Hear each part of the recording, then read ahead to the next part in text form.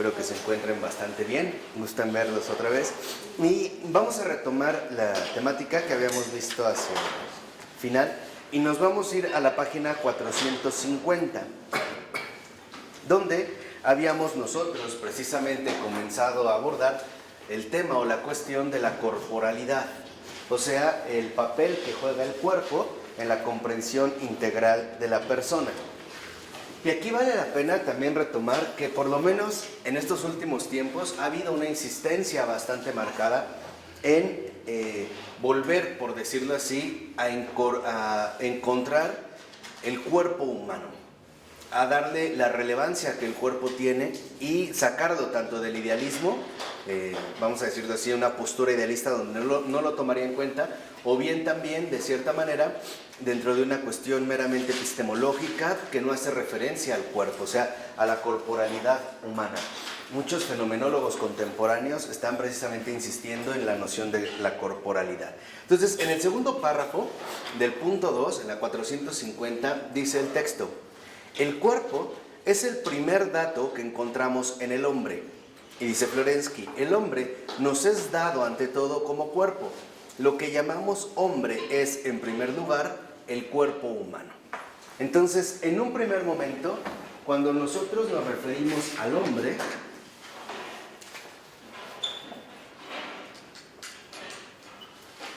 o al hacer una referencia concreta al hombre, el primer dato o el primer elemento que nos sale al encuentro es el cuerpo. El cuerpo, en este sentido, sería nuestro primer contacto con el hombre. Es a través del cuerpo, precisamente, como nosotros entraríamos en contacto con el hombre.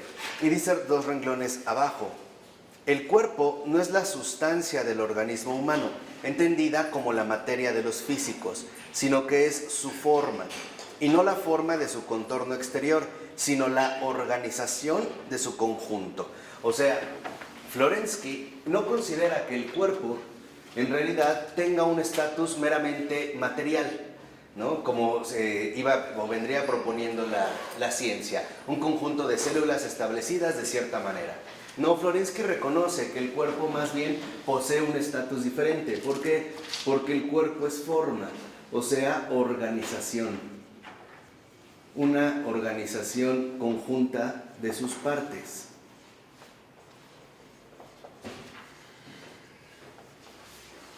Con esta simple indicación, al hablar ya Florensky de organización, en aquello que precisamente va a insistir es que no podemos reducir la realidad humana, en este caso corporal, a una mera materialidad física.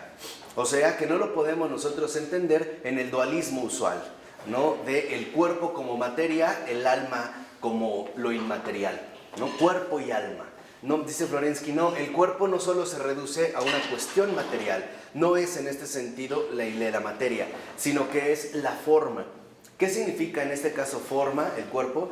Que el cuerpo, ¿no?, da forma a una organización conjunta de sus partes. O sea, el cuerpo es la forma en la cual se organizan las partes humanas. Es la organización del hombre. La organización del hombre que precisamente se va a manifestar a través del cuerpo. Y no es casual que más adelante, en la otra hora que dedicaremos a Santa Gertrudis, veremos cómo el Señor también habla del cuerpo. Entonces es para que ustedes no lo pierdan de vista, esta noción y este papel que precisamente juega el cuerpo como una organización conjunta de sus partes. Y dice incluso, dos renglones abajo, 3, el término ruso telo, cuerpo, es hecho derivar por Florensky precisamente de la palabra celo, entero, intacto, íntegro. O sea, el cuerpo, en cuanto tal, en tanto organización conjunta de sus partes, expresa o manifiesta una integridad, una organización integral. Quiere decir que en este sentido el cuerpo no solo se reduce a un aspecto material, sino que también manifiesta la integridad plena de la organización humana. O sea, el cuerpo es más que algo material. ¿Por qué? Porque nos expresa precisamente, me equivoqué aquí, la integridad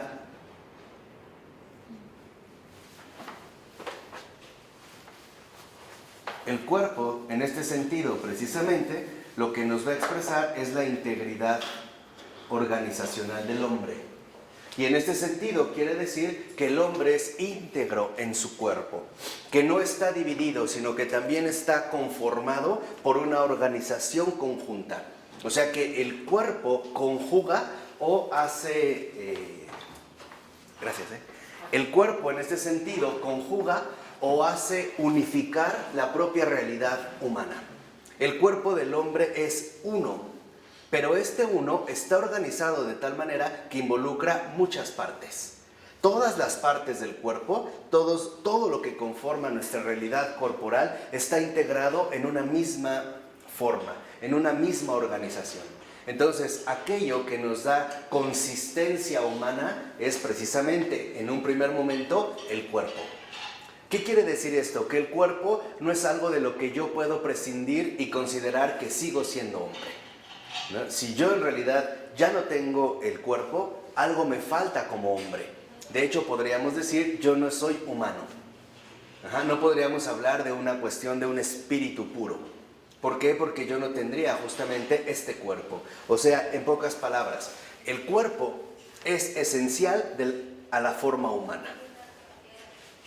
O sea, el cuerpo resulta esencial a la forma humana. La forma humana, en este sentido, podríamos decir, también es una forma corporal. O sea, no es un mero estuche del cual podríamos prescindir fácilmente y seguir considerando que seguiríamos siendo en este sentido hombres. No, nuestra corporalidad no es algo ni accidental ni secundario, sino que es nuestra organización como hombres. La corporalidad precisamente nos da la forma humana, o bien la forma humana se manifiesta a través del cuerpo, esta organización conjunta de las partes, ¿sí? Esto en realidad es tomarse en serio la encarnación.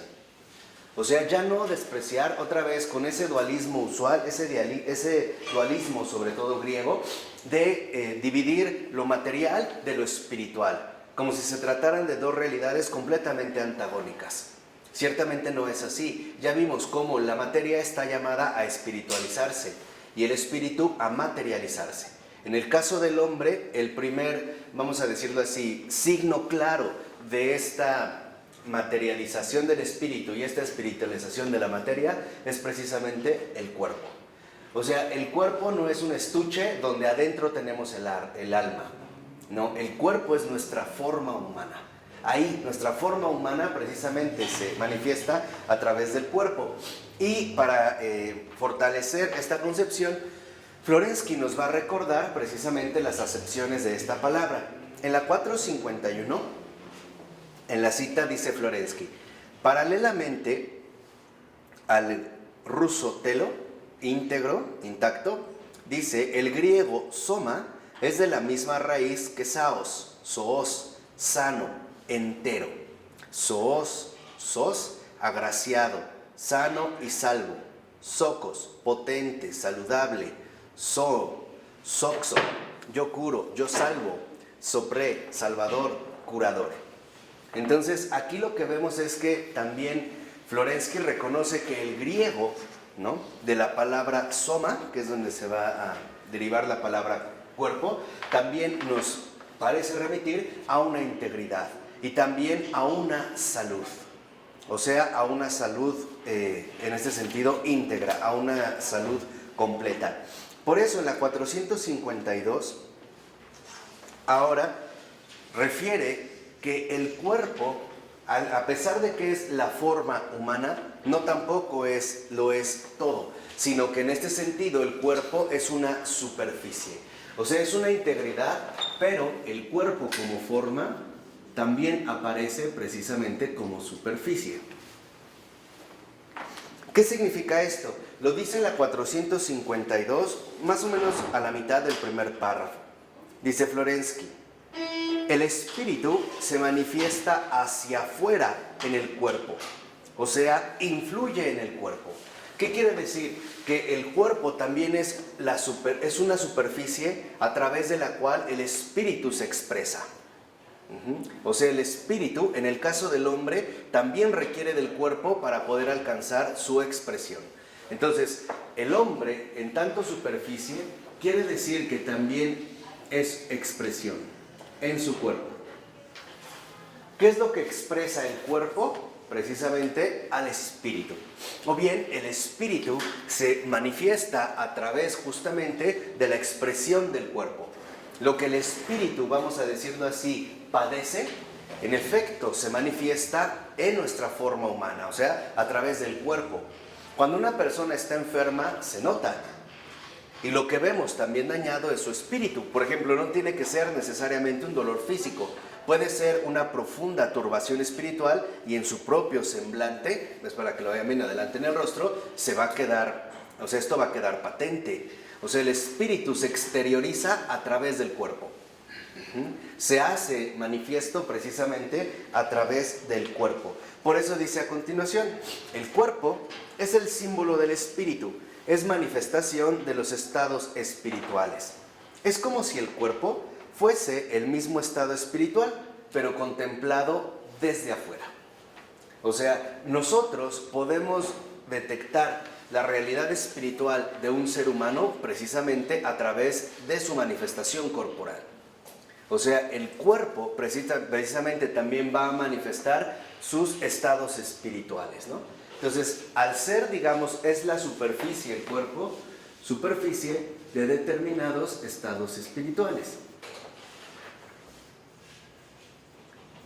Es lo que menciona Florensky. Es como si viéramos el espíritu humano, pero desde afuera. No lo estaríamos viendo desde adentro, si no lo viéramos desde afuera, o sea, en el modo en el cual precisamente se va este espíritu a manifestar, o bien se va a expresar en esta superficie. O sea, que para Florensky el cuerpo también en este sentido es lo que nos permite entrar en un contacto con las demás personas, incluso en su propia interioridad. Se va a reflejar precisamente en su cuerpo. El cuerpo, en este sentido, también es un profundo medio de expresión. El cuerpo expresa también justamente los estados espirituales del hombre. En el cuerpo se puede percibir, ¿no? Se puede llegar a percibir cuál es el estado espiritual de una determinada persona. Por ello, si lo ven en el tercer renglón de la cita, dice Florensky, el cuerpo es materia máximamente espiritualizada y espíritu mínimamente activo, hablando, repito, en una primera aproximación. O sea, lo que detecta en este sentido Florensky es que el cuerpo como expresión es en este sentido también expresión de una materia viva. ¿Y qué significa aquí viva? Espiritualizada.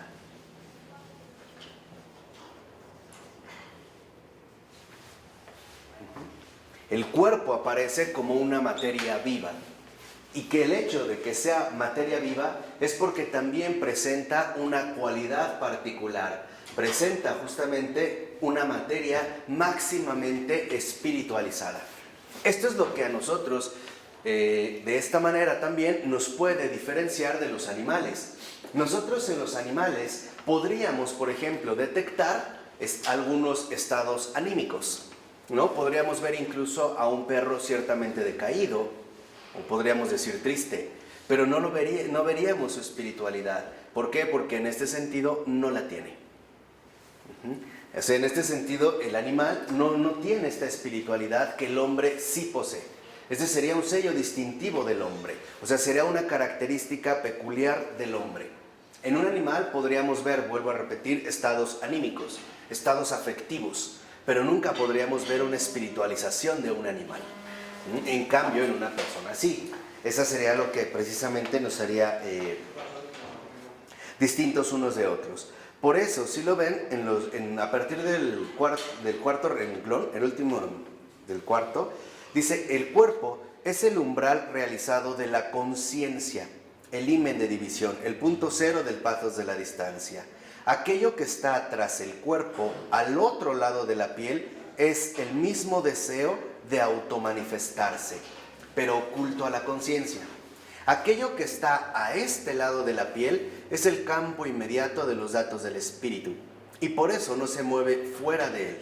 Al hacernos conscientes nos revestimos y al abandonar la conciencia nos desvestimos de nosotros mismos. O sea, para Florensky queda claro también que esta materia viva espiritualizada está precisamente vinculada estrechamente con la expresión de la conciencia. La conciencia expresa nuestra calidad de vivientes. Adquiere precisamente esta cualidad viva. ¿Cómo? A través precisamente de la manifestación del cuerpo. Aquí es donde se lograría alcanzar justamente este grado de expresión. O sea, la conciencia, que también en este sentido quedaría profundamente vinculada con los estados espirituales de la persona. Entonces dice Florensky, la conciencia también tiene su medio de expresión a través del cuerpo. Por ejemplo, la serenidad también involucra un rostro sereno. La alegría, la tristeza, el desánimo, la turbación, la perturbación también tienen una expresión corporal, o sea, no están plenamente separadas. De hecho, este deseo, como le llama Florensky, de manifestarse, precisamente para que sea real, necesita atravesar una forma corporal. Por ejemplo, no se puede sufrir sin una expresión corporal. Algo se notaría. O sea, realmente se estaría expresando, vamos a decirlo así, lo que está ocurriendo en mi conciencia. O por ponerlo ya en palabras muy sencillas. El cuerpo expresa exteriormente lo que me está ocurriendo interiormente. En este sentido, el cuerpo es mensajero de mi espíritu. ¿Por qué? Porque mi cuerpo transmite lo que el espíritu quiere expresar. Pero si nosotros somos seres corporales, o sea, encarnados, únicamente nos podríamos dar a entender también a través de un lenguaje corporal. O sea, un lenguaje que resulte accesible a los demás hombres. Entonces, esto es lo que nos está recordando Florensky. El cuerpo es la expresión exterior de mi interior. Mi interior busca manifestarse, busca ponerse al descubierto. ¿Cómo lo va a lograr? A través del cuerpo. Precisamente el cuerpo, en este sentido, pondría al descubierto esta interioridad, ¿no? Por ello dice Florensky en el siguiente párrafo, más o menos a la mitad: todo aquello que consideramos como la naturaleza exterior, toda la realidad empírica, comprendiendo en ella nuestro cuerpo, no es más que la superficie de separación de las dos profundidades del ser, la del yo y la del no yo. Y aquí es también lo que yo quiero que vean en el caso del cuerpo. El cuerpo, ya vimos que es esta expresión exterior de lo que está viviendo mi interior. Por ejemplo, cuando algo te agrada, se nota, no necesitas decirlo. A veces tu rostro, ¿no?, lo pone al descubierto, o un gesto. O al revés, cuando algo te molestó, este disgusto se puede expresar a veces hasta con el entrecejo, ¿no? Podemos fruncir el ceño, hacer una expresión aparentemente sutil, pero en realidad es la manera en la cual se expresa el espíritu. ¿Y esto por qué? Porque somos realidades corporales, no somos espíritus puros. Por ello, nuestro medio de comunicación es también finalmente mediado por el cuerpo. ¿De acuerdo? Aquí vamos bien. Ahora, ¿qué ocurre? La conciencia, en este sentido, me va a llevar a una especie de límite borroso. Ahorita van a ver por qué pongo borroso. Como que el propio cuerpo me lleva en la conciencia a un límite borroso entre el yo y el no yo. ¿Por qué? Porque si yo tomo, por ejemplo, este plumín, entonces puedo decir que yo soy el que tiene en la mano este plumín. Estoy en contacto con el plumín. Pero a su vez, lo que está en contacto conmigo no soy yo. Es otra cosa. El cuerpo, en este sentido, juega este límite borroso donde la conciencia, ¿no?, se va, por así decirlo, en la dinámica entre el yo y el no yo. Por ejemplo, puede decir Gabriela: yo estoy sentada sobre la silla, pero al mismo tiempo Gabriela tiene la conciencia de que ella no es la silla. Ahí está el yo y el no yo. Yo puedo tocar algo, puedo mojarme el cuerpo, pero yo no soy el agua. Soy yo el que está mojado, pero no soy yo el agua que me moja. Y este límite borroso entre el yo y el no yo también es posible justamente a partir precisamente del cuerpo. Es curioso, por una parte, darnos cuenta entonces cómo el cuerpo me pone en comunicación con los demás. Es expresión del espíritu, pero al mismo tiempo es conservación de la individualidad. Mi espíritu se expresa a través del cuerpo, pero al mismo tiempo mi cuerpo me pone límites. Mi cuerpo en este sentido también me va a limitar. ¿Por qué? Porque mi cuerpo me va a asignar un determinado lugar. Y aquí es donde también quisiera aclarar dos conceptos, porque creo que hoy están confundidos. El cuerpo, como materia viva espiritualizada, no ocupa un espacio. Las cosas ocupan un espacio, pero el cuerpo, en esta realidad viva, ocupa un lugar. El lugar son las coordenadas existenciales.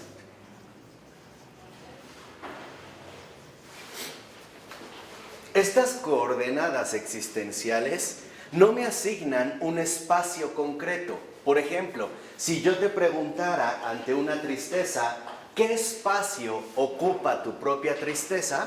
No podrías decirme. No podrías darme una medida. Eso es lo que quiero que entiendan de fondo, ¿eh? No podrías darme el espacio de tu tristeza, pero sí podrías indicarme qué lugar está ocupando la tristeza en tu existencia. ¿Esto sí queda claro o no? O más o menos. O sea... ¿No es lo mismo espacio y lugar? No. El espacio lo utilizamos para la identificación de las cosas, de la materia. Y en este sentido, yo puedo decir, oye, necesito una mesa, pero que ocupe tanto espacio. Pero el caso del hombre es particular porque el hombre en realidad, incluso en su propia realidad corporal, no solo, vamos a decirlo así, en el mismo nivel de las cosas, tiene un espacio, sino que más bien le corresponde un determinado lugar. Por ejemplo, coordenadas existenciales. Y en estas coordenadas existenciales también, por ejemplo, estaría de por medio la interioridad. El dolor, por ejemplo, no tiene un espacio geométrico en nosotros. No podríamos decir, estoy sufriendo 4 metros por 4 metros. O me siento alegre 2 por 2. No, en realidad yo sé que la alegría está ocupando un lugar en mi existencia. Y este hecho tan singular de que ocupemos un lugar, precisamente nos abre a nosotros a la realidad espiritualizada. O sea, de fondo, lo que quiero que entiendan es que nosotros no somos algo, sino alguien. Que no somos cosas, sino personas. Y aquí es también en lo que han insistido, por ejemplo, los filósofos y teólogos contemporáneos, que nosotros desafortunadamente nos habíamos mal acostumbrado a entendernos a nosotros mismos según la realidad física o meramente física de las cosas. Y no, nuestra realidad es distinta, porque nuestra realidad no es física, es metafísica. Y aquí les voy a mencionar a 3 filósofos ahorita. ¿Por qué es metafísica? Estas coordenadas existenciales. ¿Por qué nuestra realidad es metafísica?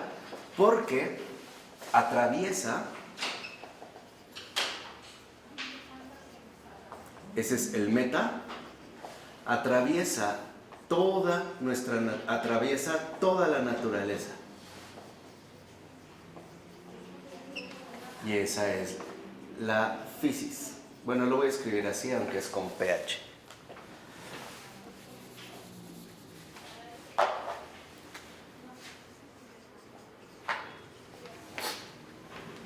O sea, que nosotros, a diferencia de una botella, a diferencia de un banco, de una silla, de un coche, de una maceta, de un cuchillo, de un tenedor, no ocupamos un espacio, sino que a nosotros nos corresponde un lugar.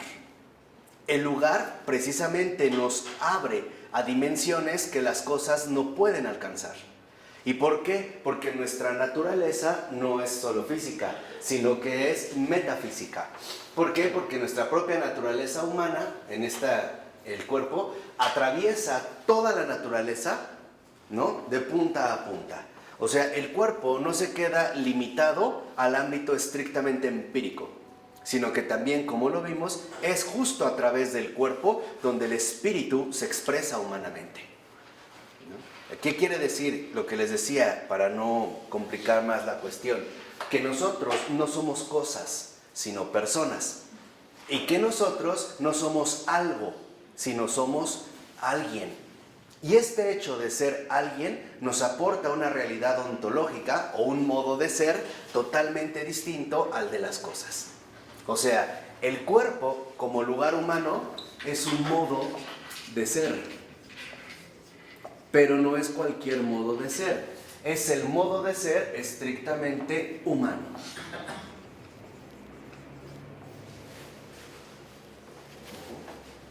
Y este modo de ser estrictamente humano, precisamente tiene una dimensión metafísica. Atraviesa la naturaleza hasta expresar el espíritu.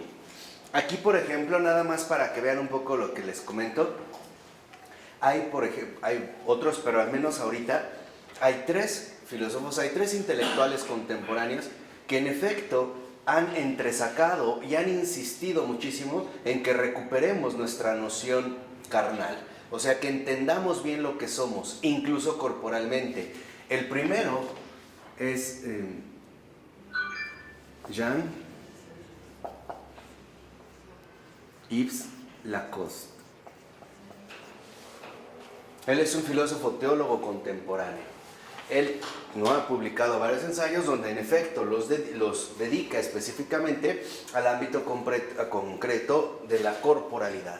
Y de él es precisamente el recordatorio de que nosotros no ocupamos un espacio, sino que nosotros ocupamos un lugar. El otro es Emmanuel Falquet. ¿Cuál es la diferencia entre espacio y lugar? Que el espacio queda reducido a una realidad inerte. Pero el hombre tiene una apertura a algo que supera las barreras del espacio, pero que conserva un lugar. Por ejemplo, yo les decía, nadie podría decir, humanamente hablando, que su tristeza ocupa 40 metros. Pero sí podemos decir que qué lugar está ocupando en mi vida. Esta es la diferencia. Por eso nosotros tenemos un lugar, no solo un espacio. Y entonces, Emmanuel Falquet... Sí, el lugar para las personas. Exactamente. El espacio para las cosas. Exactamente. ¿No? El espacio es propio de las cosas, de los objetos, pero el lugar es exclusivo de las personas.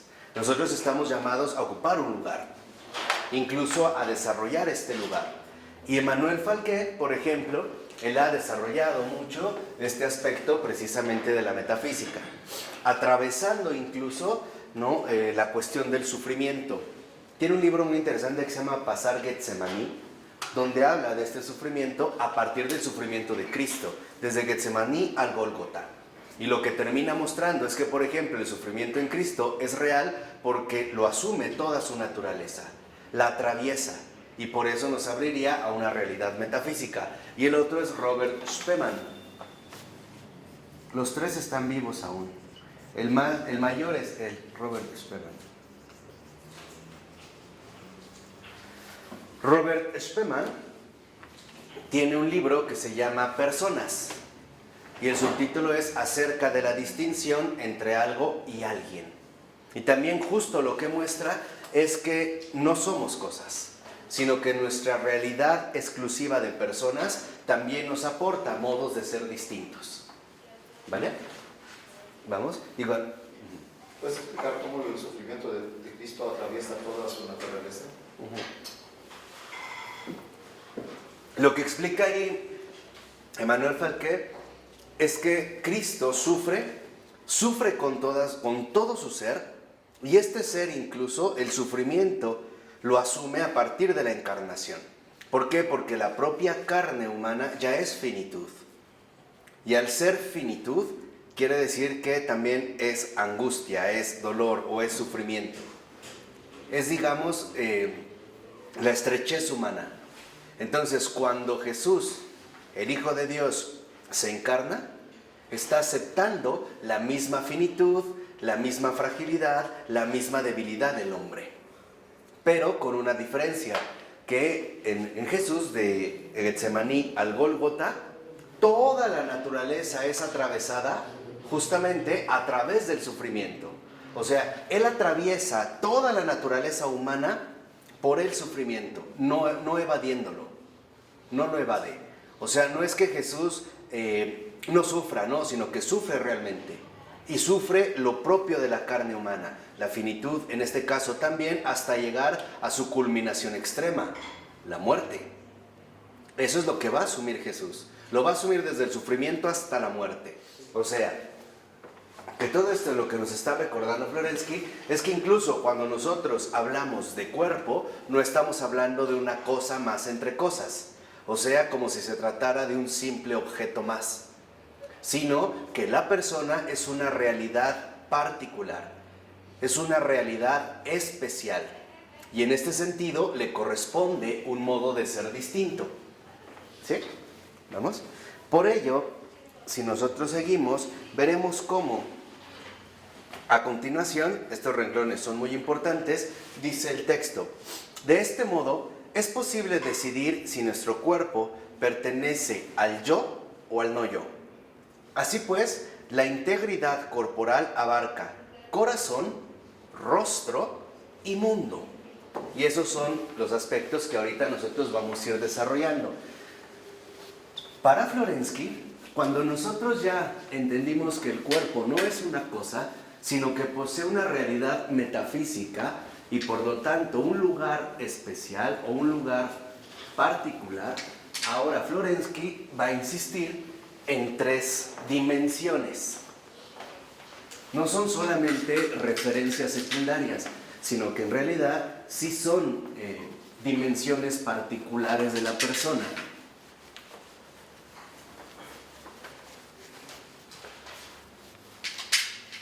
¿Por qué habla de las partes del cuerpo? Para que podamos ver cuál es su verdadera naturaleza. ¿Cuáles son sus focos de expresión? ¿Por qué las cosas no pueden tener partes? No. Las cosas tienen, o sea, las cosas son una realidad material concreta, pero no tienen profundidad.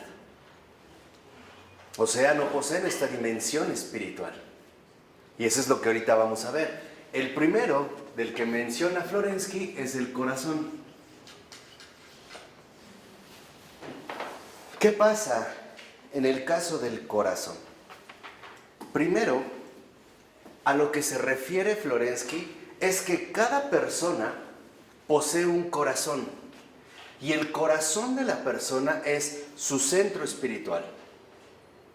Esto no quiere decir que solamente lo desarrolla aquel que llevara una vida creyente activa, ¿no? Sí, simbólicamente. ¿Sí? El corazón, en este sentido, representa el centro espiritual. O sea, lo más profundo que pueda haber en una persona está en su corazón. Ni siquiera está en su pensar, ni siquiera está en su hablar o en su obrar. No, el corazón es el centro espiritual de cada persona. Lo más profundo, lo más hondo, lo más recóndito, lo más secreto se encuentra precisamente resguardado en el corazón de la persona. Es el centro espiritual de la persona. Lo que realmente, ¿no?, tiene la persona es lo que posee precisamente su propio corazón.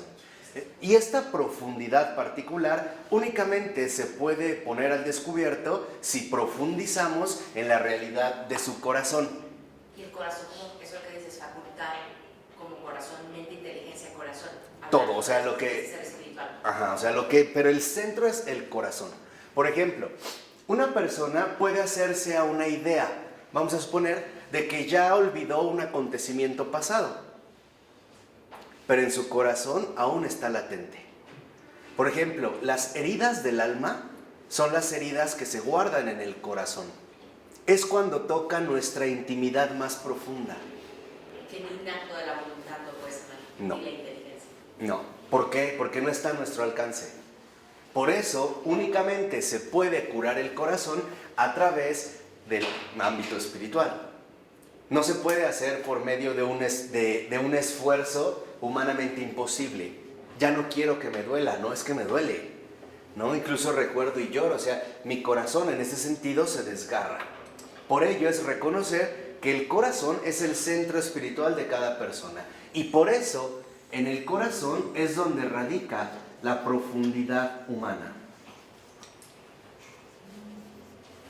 No en su nivel de pensamiento, sino en la hondura de su corazón. Por eso solo Dios puede sondear los corazones.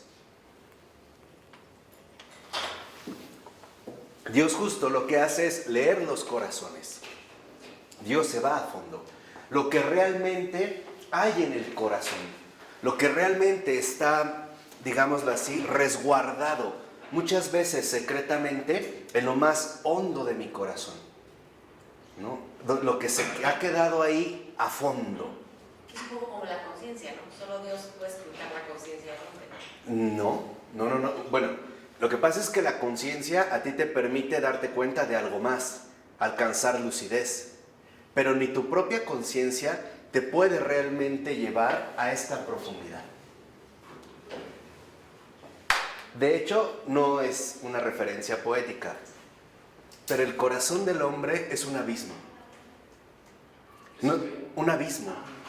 O sea, para nosotros, si realmente ingresáramos a este centro de profundidad, nos extraviaríamos, caeríamos como en un precipicio sin fondo. Solo Dios es el que sí puede llegar a lo más íntimo del corazón, extraer del corazón aquello que se ha quedado, por ejemplo, ¿no? Como aferrado, como a manera de sedimento. Por ejemplo, adicciones. Las adicciones se van al fondo del corazón, por eso es que se vuelven incontrolables. Resentimientos, desórdenes. Después veremos cómo el pecado, justo donde busca alojarse, es aquí. Por eso en la psicología y la espiritualidad dicen que Dios mora en el corazón. Y tú tienes que entrar en tu corazón para ver qué quieres tú. Claro. Y ahí Dios te habla para ver qué quiere de ti, que es la voluntad de Dios. Y ahí después veremos cómo incluso al empezar a indagar en el corazón se pueden prestar ciertas confusiones. O sea, yo toda mi vida pensé que quería esto, pero ahora me doy cuenta de que no. Lo que realmente hay en mi corazón es otra cosa, ¿no? O sea, es como ir profundizando. Es como cuando uno descubre su vocación. Exactamente. Pero es una vocación profunda, o sea, es una raíz. Por eso, por ejemplo, cuando alguien nos hace sufrir mucho, decimos que nos rompió el corazón, ¿no? Cuando decimos que amamos a alguien, decimos que amamos con el corazón. Incluso en el 14 de febrero se dan globos de corazón. Nadie da un globo de cerebro. Imagínense a alguien, te amo con todo mi cerebro. Y un globo, un cerebro ahí medio sangrante. Esto. Ni el peor de los materialistas haría algo así. No, ni así se atreven, ¿no? Porque para nosotros en ese sentido, pues no tendría casos. Incluso resultaría sumamente ridículo. Pero también la conciencia limita a lo exterior también. Claro, hacia afuera. Hacia afuera. Pero aquí, incluso, para que vean cómo surgen las falsas disputas, si una persona tuviera muerte cerebral, no todos estaríamos de acuerdo en que está muerta. Para unos sí, diría que ya quedó en estado vegetal, para otros no. O sea, no está claro. Pero si alguien tiene muerte cardíaca, no hay duda, se murió. Ahí nadie dudaría, ¿eh? O sea, si el cerebro deja de funcionar, no estaríamos tan seguros de que la vida terminó. Pero si el corazón se detiene, la vida acaba. Algunos podrán decir que la persona sigue viva, otros que ya no, que son reflejos musculares, lo que quieran. Pero se podría entrar en debate. Pero si el corazón sufrió un infarto fulminante, nadie se pone a discutir que sigue vivo. es un hecho, murió. Por eso antes sabían que incluso en la época romántica, muchos de los suicidios que hacían era con un balazo en el pecho, en el corazón. Era esto, ¿no? Como romper justamente lo que ya no aguantaban, lo que se iba literalmente acumulando. Por ello ahora, Florensky va a utilizar también una referencia simbólico real. O sea, Florensky va a elaborar o va a retomar, porque no es de él precisamente, un esquema simbólico real. Entonces, él va a considerar ahora la homotipia.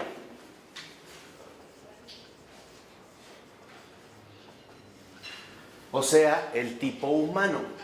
Y considera en esta homotipia que hay un plano superior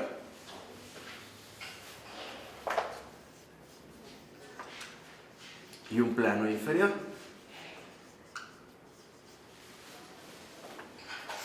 Y en este plano, vamos a decirlo así, en este tipo de hombre, lo superior y lo inferior está precisamente presente en el cuerpo. ¿Esto qué significa? En la página 453 va a hablar de esta organización del cuerpo, en cuyo centro estaría el corazón. Y dice, esta organización está caracterizada por la homotipia de los polos superior e inferior, teniendo como foco el centro del cuerpo. Se trata de abajo hacia arriba del abdomen, o sea, funciones nutritivas y de la reproducción. Del tórax, la sensibilidad, y de la cabeza, la vida de la conciencia. Esta homotipia, en realidad, también ya se remonta a los griegos. O sea, incluso considerar que el propio cuerpo humano, en estos ámbitos superior e inferior, están integrados en él. Por ejemplo, dice Florensky, yendo de abajo hacia arriba, la parte inferior estaría representada por el abdomen. ¿Por qué? Porque sería una de las funciones más básicas, la cuestión nutritiva y digestiva. Y algunos consideraban los genitales todavía por debajo, o sea, lo más bajo serían los genitales, o sea, aquello que nos emparentaría con los animales, con las meras bestias, aquellos que únicamente se dejan llevar por su genitalidad, sería la parte más baja. Incluso para algunos griegos esto representaría la parte animal del hombre, ¿no? La parte de los genitales sería esa parte animal. Pero dice Florensky, después seguiría el abdomen, después se consideraba el tórax, el pecho, como la parte de la sensibilidad, y finalmente la parte más elevada o la cabeza, relacionada con la conciencia. Entonces, en el cuerpo, de inferior a superior, estaría el abdomen, que realiza una función digestiva, nutritiva, y también en la parte reproductiva estaría el tórax y estaría la cabeza. Incluso se llegaba a considerar dentro de esta homotipia que el propio cuerpo está organizado en un esquema de inferior a superior, o al revés, de superior a inferior. Entonces, por eso, para los griegos, el hombre racional es aquel que vive de su cabeza, o sea, que vive de su pensamiento. El hombre animal es aquel que se deja dominar únicamente por los apetitos. O sea, el abdomen representaría los apetitos, o sea, las pasiones.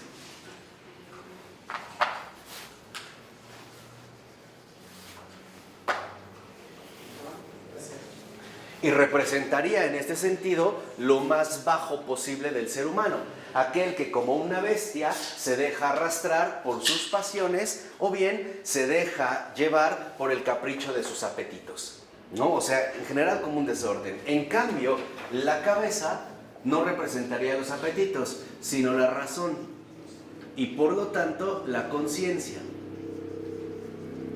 Y en el centro se encontraría la sensibilidad.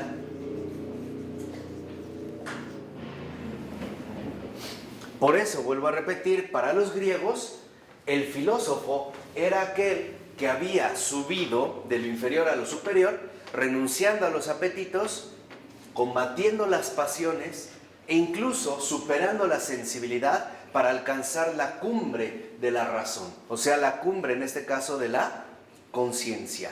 Y dentro de este esquema, el hombre que se bestializa, o bien, el hombre que deja de ser hombre, es aquel que únicamente vive de su abdomen.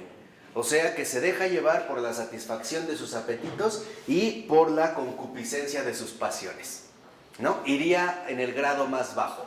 Sería en este sentido similar a una bestia. La gula, ¿no? Irían por acá. Este es en el esquema central. Ahora dice a continuación, cada uno de los polos es de algún modo considerado como un todo, o sea, como un órgano. ¿Qué quiere decir esto? Ya sea la cabeza, el tórax o el abdomen, se considera un órgano. O sea, se va a considerar también una, vamos a decirlo así, un conjunto total. No solamente se ve como una parte, sino como un todo en sí mismo. Todo lo que involucra el abdomen, todo lo que involucra el tórax, todo lo que involucra la cabeza. Y dice, el órgano central del todo organizado y estructurado del cuerpo humano es para Florensky, siguiendo la tradición bíblica y ascética oriental, el corazón. Y esto sí, nosotros podemos ver cómo, por ejemplo, en la tradición bíblica, lo que está realmente de fondo en cuestión es el corazón del hombre, no el cerebro del hombre. Esto en realidad tiene que ver en Occidente a través de la tendencia estrictamente materialista que se fue desarrollando. Considerar que el hombre solamente es lo que piensa, o bien que el hombre se reduce a un conjunto de ideas. Pero ¿cómo se van a materializar estas ideas? Pues diciendo que las ideas están en el cerebro. Y entonces dándole toda la prioridad al cerebro. Pero en la tradición bíblica es el corazón. Por eso dice, el corazón es el centro de la hondura humana, el centro de todas las manifestaciones de la vida corporal y espiritual del hombre, donde tiene su sede el sentimiento o la sensibilidad espiritual. O sea, en pocas palabras, a diferencia de la piel, que también tiene es sensible, ¿no? Nos produce sensación. Déjenme hacer como esta distinción. Por ejemplo, la piel nos puede transmitir a nosotros sensación. Nos aporta una sensación. ¿Por qué? Porque está vinculada precisamente con un sentido, en este caso con el tacto. Pero el corazón no nos da sensación, sino sensibilidad. Y la sensibilidad tiene que ver precisamente con la dimensión espiritual. Es con el corazón como nosotros podemos sentir la vida espiritual. Es en este interior del corazón como nosotros podemos precisamente, ¿no?, ejercitarnos y crecer en el desarrollo espiritual, pero solo desde el corazón. Es ahí donde podemos. ¿Qué quiere decir esto? Que también Dios nos transmite una presencia espiritual que el corazón reconoce, ¿no? Quizá un ejemplo ahorita nada más que recuerdo de inmediato, cuando María ya embarazada va a visitar a Isabel y escucha su voz, Isabel dice, ¿no? ¿Se acuerdan qué responde? ¿Cómo es posible que la madre de mi Señor haya venido a verme? Exacto, ¿no? ¿Quién soy yo para que la madre de mi Señor venga a verme, ¿no? Apenas escuché tu saludo y mi bebé brincó, ¿no? Mi corazón brincó de alegría. Los salmos insisten, haz estallar mi corazón de alegría. Entonces, ¿qué quiere decir? Que la alegría, la tristeza, todo esto es en la sensibilidad espiritual. La alegría no tiene que ver con sensaciones, sino con la sensibilidad. Por ejemplo, esta vivencia tan peculiar que nos puede transmitir una inmensa alegría. Y sí, en efecto, sentimos cómo se alegra el corazón. Pero esto no es una mera sensación. ¿Por qué? Porque no se trata la alegría de una cuestión enteramente táctil o algo que pudiera entrar, por ejemplo, en la piel. Decimos que se siente en mi corazón. Incluso cuando tengo un sufrimiento bastante fuerte, se resiente en el corazón. ¿Qué quiere decir? Que mientras la piel a nosotros nos transmite un contacto físico, que sería la sensación, la sensibilidad del corazón nos lleva al ámbito espiritual o metafísico. No tendríamos palabras para poder detallar exactamente lo que estamos viviendo en el corazón. De tal manera que entonces ahora vean, si dijimos que el corazón es la profundidad humana, y es en el corazón donde el Señor nos transmite su presencia espiritual, o sea, a través de la sensibilidad que posee el corazón, nadie puede sospechar lo que otra persona sufre, por ejemplo. No es medible. ¿Sí se entiende por qué? Eso es algo que en realidad solo Dios conoce. ¿Por qué? Porque solo Dios conocería a fondo ¿qué? Lo mismo la dicha. Por más que tú quieras decir que has sido muy feliz, en realidad esa medida de felicidad escapa a tus posibilidades. Por eso para nosotros, por ejemplo, la alegría o la tristeza, al tener que ver con nuestra sensibilidad espiritual, no tiene una medida concreta, sino que es una vivencia de intensidad. ¿Dónde se percibe la alegría? ¿O cómo podemos medir la alegría y la tristeza? No físicamente, pero sí en intensidad. Por eso nosotros utilizamos algunas referencias como me duele mucho, no aguanto, me encanta, me gusta. Pero es la única manera en la que podemos expresar lo que el corazón está atravesando en ese momento. Lo que realmente el corazón está viviendo. Cuando Jesús regresa con sus apóstoles en Getsemaní, después de haber orado la primera vez, se va hasta tambaleando, no va como borracho, ya sudó sangre. Quiere decir que este sudor de sangre es lo que el Espíritu está expresando al exterior. Pero dice, no, estoy triste y mi tristeza es de muerte. Pero en realidad no nos podemos imaginar ni siquiera esa tristeza. O sea, no podríamos nosotros ni siquiera hacernos una idea clara de lo que está ocurriendo en ese momento en el corazón de Jesús.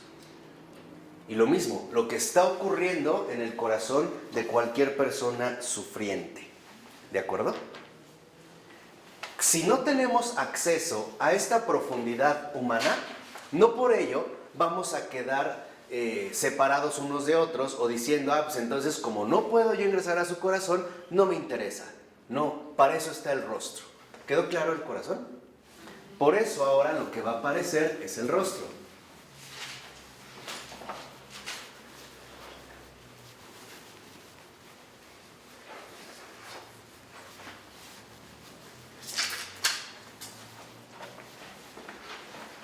Si el corazón es lo recóndito, el fondo del hombre, el rostro va a tener una función distinta. ¿Qué ocurre en el rostro?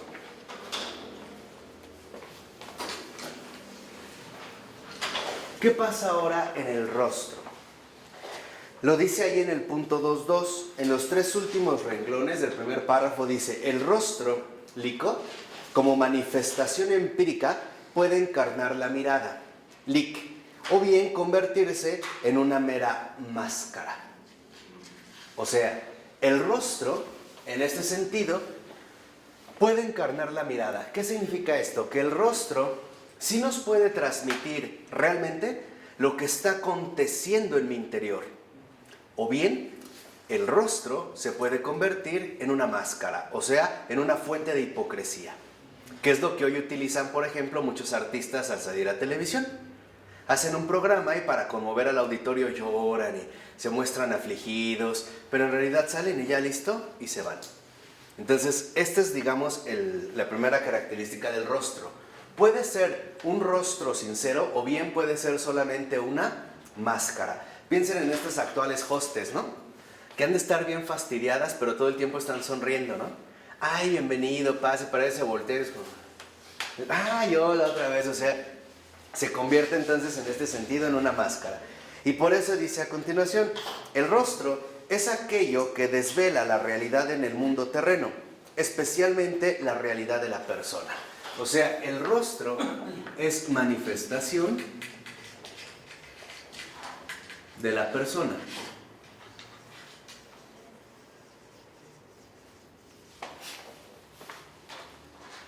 Dice, todos los seres y realidades tienen su rostro, y el rostro es la manifestación de la conciencia diurna. Cuando Florensky habla de la conciencia diurna, precisamente está hablando de aquello que puedo entrever, pero no claramente. El rostro no es la cara, o sea, no se queden solamente con los rasgos faciales empíricos, sino que el rostro es la presentación de las cosas. Esta manifestación de la persona, en este sentido, también sería su presentación. Es aquello que lo presenta en el doble sentido. Presentación, primero, en el sentido de hacerlo presente. Y dos, en su exposición. Lo expone, ¿no? Esta exposición quiere decir que se manifiesta al descubierto, ¿no? O estar al descubierto. Como cuando tú dices a una persona, ahora ya te conocí, ahora ya sé quién eres, lo que en realidad lograste percibir es su rostro. Y dice, todos los seres tienen un determinado rostro. En ese sentido de la exposición, estar al descubierto, un filósofo judío como Emmanuel Levinas, que tiene unos análisis bien interesantes sobre el rostro, bien profundos, él decía que incluso el rostro es lo más expuesto de la persona, porque está al alcance, pero por lo tanto también es lo más vulnerable de la persona. Entonces, para Levinas, el rostro es una invitación al no matarás, a la responsabilidad. En el rostro, en la presentación de un ser humano, es como si te dijera el rostro, aquí estoy y estoy indefenso. ¿No? Por ejemplo, cuando nosotros escupimos, ¿a dónde dirigimos el esputo? No, cuando escupimos a otra persona. Al rostro, ¿no? ¿Por qué? Porque el rostro es nuestra presentación inmediata. De tal manera que si mancillan mi rostro, en realidad están mancillando toda mi persona. Se entiende que tú eres el rostro eres tú. Claro, pero no, o sea, no la cara. O sea, no el rostro de qué tono de piel tienes, cuánto te mide la nariz, no, el rostro como esta manifestación de ti. El rostro, en efecto, eres tú. Por eso dice más o menos unos 6 renglones abajo. La realidad está presente en la percepción del rostro como un mero hecho bruto, que forma la base de los procesos cognitivos sucesivos. Es un material que aún hay que elaborar artísticamente. O sea, para Florensky, el hecho de que el rostro constituya esta manifestación de la persona, ahora va a requerir una recreación artística.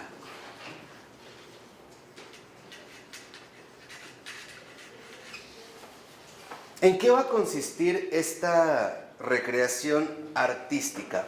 Lo dice más o menos 4 renglones abajo. El esquema, aquí como en todos los campos del conocimiento, sirve a los objetivos del sujeto que conoce, pero no es capaz de captar la hondura. O sea, la hondura que ahí hay. Y dice abajo, la ontología profunda, que ha de revelarse por su medio propio. Es el punto de la apertura de toda cosa real hacia su nivel más hondo de la realidad. En el caso del rostro, este punto es la mirada. La mirada es precisamente la manifestación de la ontología. O sea, esta recreación artística precisamente se va a alcanzar a través de la mirada. ¿Qué es la mirada? La mirada es ir a fondo. O sea, captar el ser profundo de las cosas.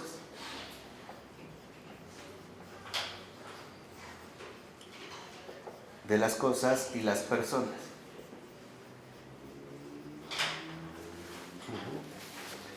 ¿Qué quiere decir que nosotros estamos llamados a contemplar en el rostro el ser profundo de cada cosa.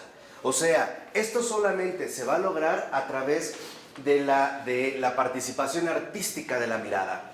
La mirada no solo es ver.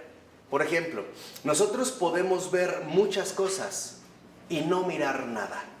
O sea, no permitir que la realidad profunda de las cosas se manifieste ante nosotros. Por ejemplo, ustedes o podemos ver nosotros a una persona en la calle, pero no mirar su rostro, o sea, no mirar qué está expresando su ser en ese momento. Cansancio, agobio, tristeza, preocupación, júbilo, pobreza. ¿Y qué tipo de pobreza? No solamente material. Tampoco miramos a los ojos. ¿No? O sea, no digamos que hoy como que en efecto estamos perdiendo la mirada. ¿Por qué? Porque la mirada es ir a fondo, o sea, captar el ser profundo de las cosas y las personas. De tal manera que para poder contemplar el rostro, solo nosotros lo vamos a poder hacer justamente a través de la mirada.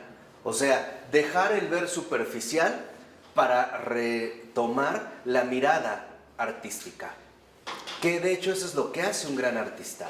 Un gran artista nos muestra el ser profundo de las cosas. Y lo puede hacer a través de una poesía, de una pintura, de una sinfonía. No necesita, en este caso, ¿no?, como muchos medios para captar lo esencial. O sea, la mirada va a lo esencial.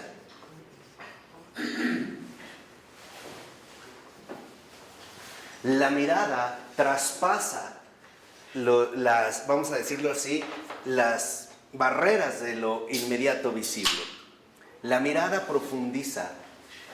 De hecho, y esto es importante, no se puede tener un buen discernimiento espiritual sin mirada. No puedo. Para tener un buen discernimiento espiritual necesitamos ir a lo esencial. Es como quitar mucha paja. Darse cuenta en el discernimiento cuál es la raíz última de las cosas. Por ejemplo, ¿qué es lo que está provocando una determinada turbación? ¿Qué es lo que está generando una inquietud? No lo que aparecería en un primer momento como un dato inmediato, sino lo que realmente está más allá de lo que se pudiera, en este caso, sospechar. Esto es ir a fondo. Lograr ir a fondo. Nos vamos a quedar finalmente en la superficie de las cosas. Vamos a ver, pero en realidad no vamos a mirar nada. No vamos a captar lo que hay ahí. Tan es así que recuerden que para Florensky el desarrollo de la mirada lo llevó a descubrir en las cosas que no solo es eso, sino que hay algo más, el otro mundo. Eso es lo que nos descubre la mirada. Cuando el Señor dice en sus profetas, ¿no?, te daré un corazón de carne y no este corazón de piedra, quiere decir que es un corazón que ahora sí capta el fondo de las cosas. Por ejemplo, la mirada que va a lo esencial nos revela, de hecho es revelación, nos revela, es una revelación particular, nos revela aquello que no estaba en un primer momento al alcance. Es como cuando alguien dice, ahora me doy cuenta, ahora utilizamos, ¿no?, ahora veo, ahora me doy cuenta, o sea, es darse cuenta. Y entonces esta mirada como revelación, un darse cuenta, quiere decir que también está profundamente vinculada con la conciencia. ¿Por qué? Porque la conciencia es darte cuenta de algo más. En este sentido, conciencia y mirada van de la mano. Acuérdense, la conciencia es siempre salir de uno, es ser consciente de otra cosa o de alguien más. Esa es la conciencia, ¿no? Ya lo vimos, ya por eso no me detengo. Pero lo que quiero que vean es que la mirada es un darse cuenta y en este sentido es una revelación. Es más, podríamos decir que es una epifanía. ¿Qué significa epifanía? Manifestación. Manifestación. Es una epifanía y por eso es una recreación artística. O sea, la mirada, en pocas palabras, está llamada a ir a lo más esencial. Por ejemplo, a darnos cuenta que en lo más hondo del mal hay un bien.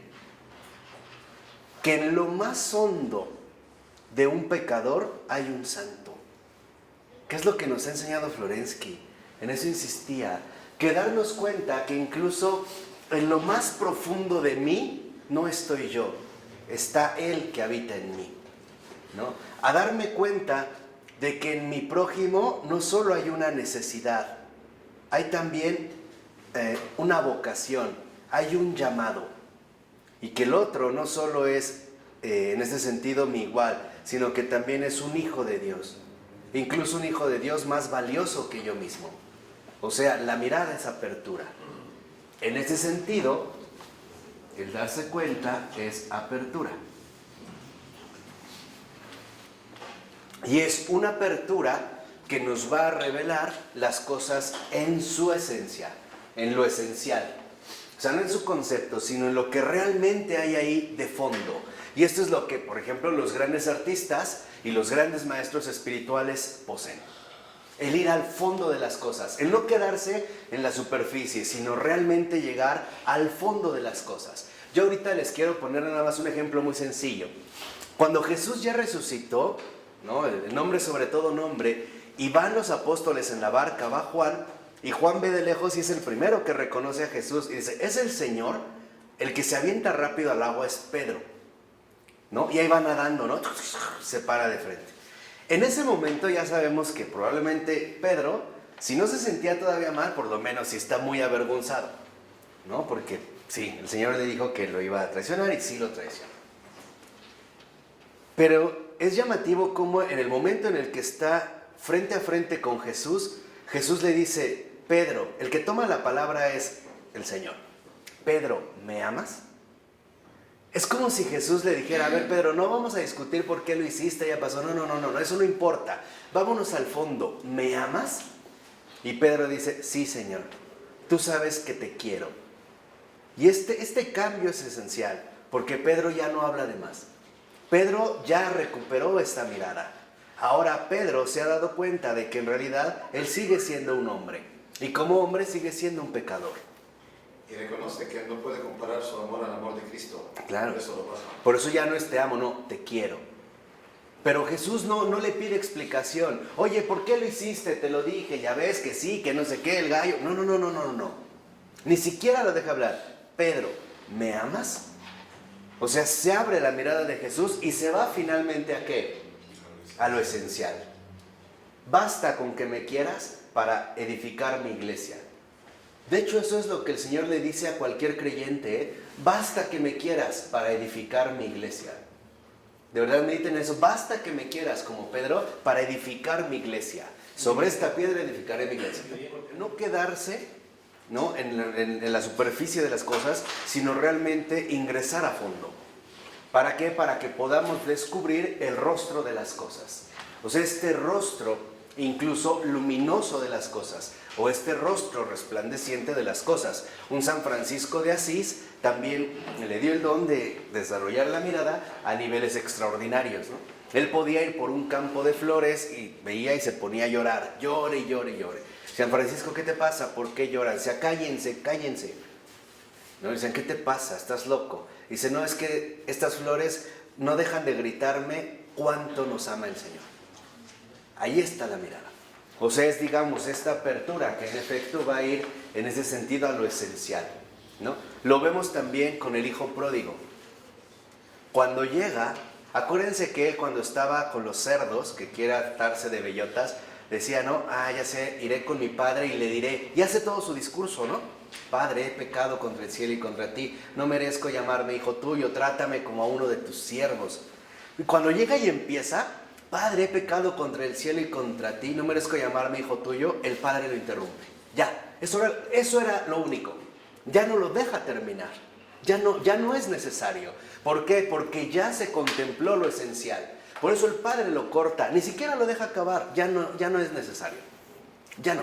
Y entonces ya, ¿quién va a tomar la iniciativa? El padre. Vayan, traigan, maten al becerro gordo, no sé qué, cámbiale la túnica, el anillo, las sandalias, bla. O sea, es esto. Es no perderse, en este sentido, en situaciones inútiles, incluso en situaciones irrelevantes, sino irse al fondo. ¿Por qué? Porque el rostro a nosotros nos aporta un mensaje. Y la mirada nos vuelve receptivos a este mensaje, ¿no? Nos hace dóciles a la recepción precisamente de este mensaje.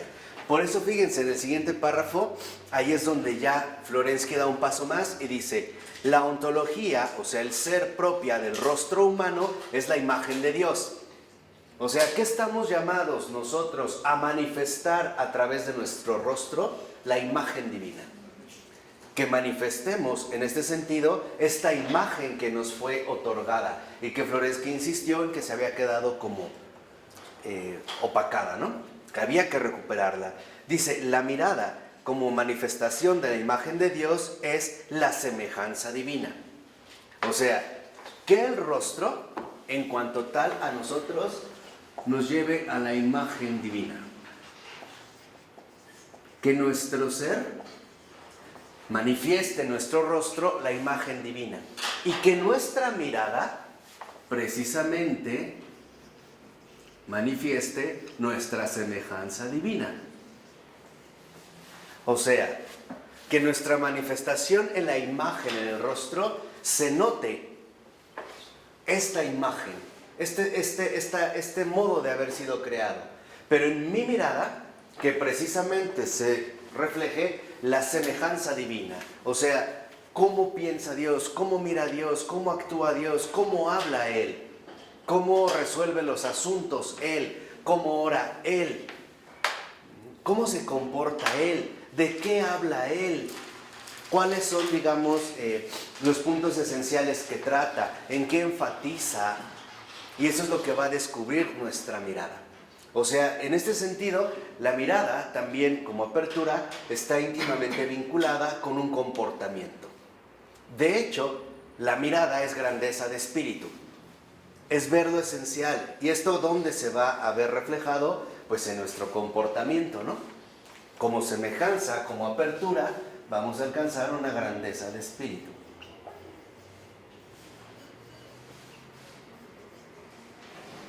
Y es en esta grandeza de espíritu donde precisamente la semejanza se puede hacer palpable.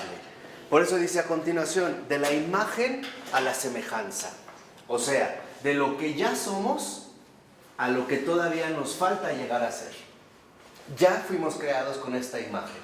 Ahora a nosotros nos toca esforzarnos por alcanzar la semejanza. Dentro de nuestras posibilidades, dentro de nuestra medida, con todo el empeño. O sea, el rostro ya se nos dio. Ahora nosotros tenemos que trabajar en la semejanza. O sea, en este caso en la mirada, en la grandeza de espíritu. Dice: el rostro que se adentra en esta dinámica, a diferencia del mero rostro casual como hecho no elaborado, no impregnado de sentido, y a diferencia del retrato artístico, que imprime en el rostro motivos exteriores a él, se convierte él mismo en objeto de arte. O sea, ¿qué es lo que espera el creador de su criatura humana a través de la mirada? O sea, de la recuperación de la semejanza divina, obras maestras. Milagros. Eso es lo que espera, obras maestras. De tal manera que la semejanza divina, como recreación artística, finalmente termine formando una obra maestra. O sea, santos. Los santos, en este sentido, son justamente la obra maestra del Creador. Son aquellos que dijimos, no es que se esforzaron por ser santos, simplemente se abandonaron en el santo de los santos. Ya también habíamos hablado bastante de los santos. En realidad, el santo no llegó a ser santo. El santo se arriesgó a que lo santificaran. Tomó el riesgo. Se arriesgó a que Dios tomara la iniciativa en su vida. Ese es el truco de los santos. Déjenme hablar así. Vamos con la mirada. Ese es el truco de los santos. Corrieron el riesgo de dejarse santificar por Dios. Se arriesgaron. Y se arriesgaron a que Dios tomara la iniciativa en su vida. En todos los aspectos. Con sus incertidumbres, con sus vaivenes, con sus incomprensiones, con sus gozos, con sus sufrimientos, con sus alegrías, con sus cruces, con todo.